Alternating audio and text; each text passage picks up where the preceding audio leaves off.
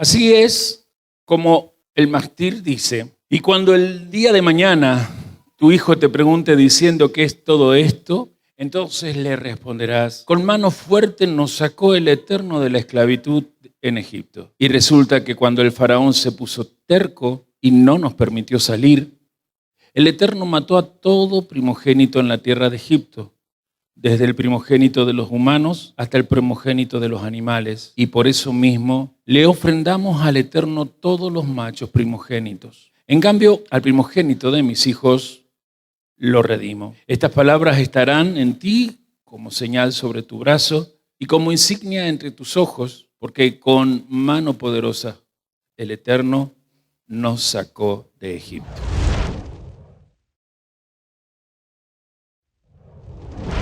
Shabbat Shalom, hermanos. Quiero invitarlos para hacer conexión, que vayamos al profeta Jeremías, capítulo 46, y vamos a leer desde el versículo 13 hasta el 28. Procedo con la lectura entonces. Versículo 13. Palabra que habló Yahvé al profeta Jeremías acerca de la venida de Nabucodonosor, rey de Babilonia, para asolar la tierra de Egipto. Anunciad en Egipto y haced saber en Migdol, haced saber también en Memphis y en Tafnes. Decid, ponte en pie y prepárate, porque espada devorará tu comarca. ¿Por qué ha sido derribada tu fortaleza? No pudo mantenerse firme, porque Yahvé la empujó.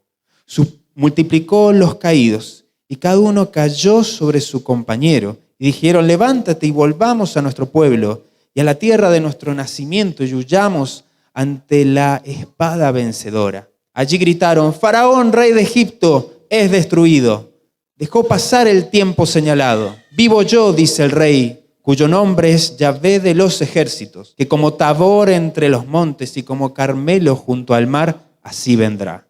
Hazte enseres de cautiverio, moradora hija de Egipto, porque Memphis será desierto y será asolada hasta no quedar morador. Becerra hermosa es Egipto, más viene destrucción, del norte viene. Sus soldados mercenarios también en medio de ella, como becerros engordados, porque también ellos volvieron atrás. Huyeron todos sin pararse, porque vino sobre ellos el día de su quebrantamiento, el tiempo de su castigo. Su voz saldrá como de serpiente, porque vendrán los enemigos y con hachas vendrán a ella como cortadores de leña. Cortarán sus bosques, dice Yahvé, aunque sean impenetrables, porque serán más numerosos que langostas, no tendrán número.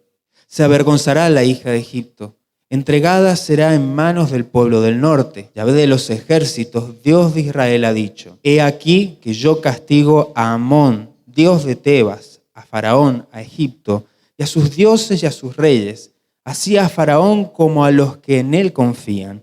Y los entregaré en manos de los que buscaban su vida, en mano de Nabucodonosor, rey de Babilonia, y en mano de sus sirvientes. Pero después será habilitado como en los días pasados, dice Yahvé. Y tú no temas, siervo mío Jacob, ni desmayes, Israel, porque he aquí yo te salvaré de lejos, y a tu descendencia de la tierra de su cautividad.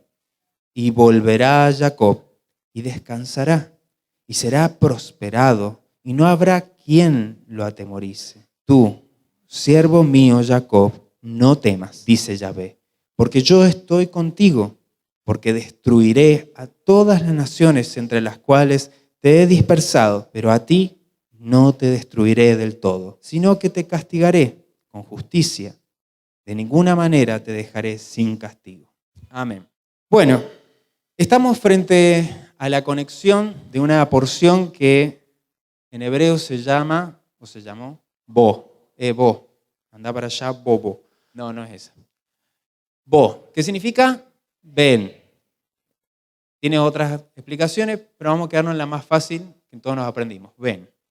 La pregunta que yo traigo para hacer la conexión a la semana que en horas más vamos a empezar es con la que también el Eterno me trabajó esta semana con respecto a la conexión. Y la pregunta fue, ¿estamos saliendo de Egipto o de Misraim? decir exactamente lo mismo, pero en realidad no, son dos cosas distintas. A veces cuando hacemos la lectura o el estudio de esta porción, nos encontramos con que nuestro imaginario, en lo que podemos llegar a pensar, pensamos justamente en Egipto, ¿no? en un país. Nos imaginamos una tierra, a lo mejor si se quiere pensar en un imperio, donde tenía como esclavos a otro pueblo, otra nación. Y que fue una guerra de naciones, por así decirlo, una que quería escapar del dominio de la otra. Pero si lo pensamos un poquito más a fondo, nos encontramos que Misraim, que es el nombre que tienen las escrituras, o es el que está en este país, por así decirlo, en esta nación, Misraim, tiene otro significado. Y el apóstol nos lo ha explicado muchísimas veces, y creo que varios de nosotros ya lo tenemos en claro, que significa este lugar de mis limitaciones o límites que generan angustia o límites que son de angustia. Entonces, en conexión con lo que el profeta dice, porque obviamente lo que acá está el profeta diciendo es que Egipto va a ser destruido completamente, y aún incluso todas las naciones, que como dicen en el último, porque destruiré a todas las naciones entre las cuales te he dispersado. Es decir, que Egipto pareciera que es una más de las que va a ser nuevamente avergonzada ante la mano del Eterno. Pero ¿qué tiene que ver con nosotros? ¿Qué tiene que ver con Shobabim? ¿Qué tiene que ver con este tiempo? ¿Y a qué nos prepara con todo esto? Esta conexión a mí me pareció muy importante pensar los límites justamente de lo que significa Misraim en nuestras vidas. Justamente, ¿qué limitaciones puede hacer referencia la salida de Israel en relación a Misraim? Repito, el apóstol otras oportunidades ha explicado que en la porción que estuvimos viendo la semana pasada, las 7 primeras plagas aplicaban a los aspectos emocionales de toda alma humana. ¿Sí? Toda alma humana que ha estado en perversión, aplica todas esas 7 plagas a afrontar a un alma, a cada uno de nosotros, todo al aspecto del alma. Pero las últimas 3 que vimos esta semana tienen que ver con la mentalidad. Aplica a todo lo que tiene que ver con nuestra manera de cómo nosotros pensamos y racionalizamos nuestra vida. Vamos a hacer un poco de recordatorio, no es que quiera hacer foco en eso, pero sí me es necesario que lo recordemos. 3 plagas. ¿Alguien se acuerda de la primera? Langosta, que sería la octava. Muy bien. La 9, oscuridad. Y la última, la muerte de los primogénitos. Bueno, la de la langosta, eso lo pueden buscar en el blog si no me creen.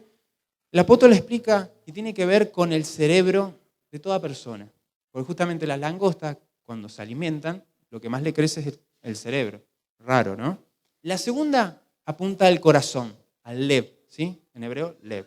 Y lo último, apunta al hígado. Esto ya lo hemos visto en otras oportunidades. Además, esto es un repaso para ir al punto que quiero de conexión. Estos últimos 3, en sus iniciales en hebreos, habla de Melec. ¿Alguien se acuerda qué significa Melec? Rey, exactamente. Se nota que todos sabemos y hemos estudiado y es importante porque algún día lo tenemos que también enseñar a otros. ¿Y aquí qué tiene que ver con todo este repaso? Algo que ya lo hemos visto, está en el blog. ¿Qué me querés decir? La conexión es esta, o mi conexión, al menos para la próxima semana. Quiero que también sea tu conexión.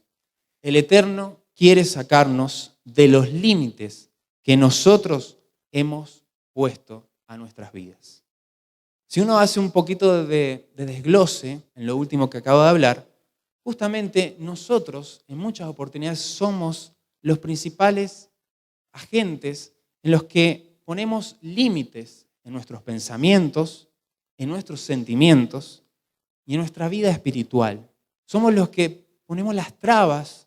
No es que los límites estén mal, sino que ponemos límites que generan angustia, de manera que no podemos pensar con una mente de rey, no podemos tener una vida emocional sana porque nos autolimitamos. Y por último, lo más severo, se ve afectada nuestra vida espiritual. Un pensamiento que puede ser muy recurrente y me voy a 2 semanas atrás, que el apóstol citaba a Henry Ford cuando dice, si puedes, estás en lo cierto. Si no puedes, estás en lo cierto también. ¿Qué quiere decir eso? Que nosotros en nuestros pensamientos somos ese límite que genera angustia. Al decir no puedo, no lo voy a lograr, eso no es para mí, no lo puedo aceptar. O también en los sentimientos, en nuestra vida emocional. Me siento lastimado y no puedo perdonar, estoy decepcionado. Y así podríamos estar con muchas frases que son límites, vallas, esclavitud. El problema que al leer esta profecía del profeta Jeremías es que Dios está diciendo, de una u otra manera, que Él, Dios soberano, se va a poner en contra de cualquier faraón que se levante, o de cualquier rey, no importa cuál sea. Él se va a ir en contra de él, aquel que se oponga a él, ¿no? Y el tema es que acá nos encontramos con que muchas veces ese faraón, que pareciera que está muy lejos, y en realidad está más cerca de lo que pensamos, porque ese faraón, si lo vemos delante de un espejo, muchas veces somos nosotros mismos. Somos nosotros mismos quienes queremos ocupar el lugar de Dios y somos los que nos privamos y nos autoesclavizamos para no alcanzar nuestro propósito. Justamente el Eterno quiere que alcancemos nuestra tierra de promesa, es decir, quiere que alcancemos nuestro gran potencial, pero hay que lograrlo con una sola y única estrategia. Tiene que haber un sacrificio. Esta porción termina con el sacrificio de un cordero. Exactamente, un sacrificio, un cordero. Y sí o sí lo relacionamos con la festividad que en meses más vamos a empezar. Y es Pesaj. Una festividad sumamente maravillosa, sumamente llena de secretos, pero por sobre todo, si uno lo ve más allá de los ritos, una festividad que a cada un redimido en Yeshua lo involucra. Y con esta festividad hay un lema que lo vemos siempre como escondido, pero porque esté escondido no significa que no esté latiendo. Esta festividad nos recuerda algo que el Mesías tuvo que decir antes de hacer su entrega en la cruz. No es a mi manera, sino a la manera de Dios. Que no sea mi voluntad, que no sea mi manera de hacer las cosas, sino que sea tuya. Y la única manera de vencer al faraón, a mi faraón, a tu faraón, es diciendo, ¿lo dicen conmigo? No es a mi manera, sino a la manera de Dios. Lo decimos todos juntos porque algunos lo decimos, no es a mi manera, sino a la manera de Dios. Muchas gracias por escuchar.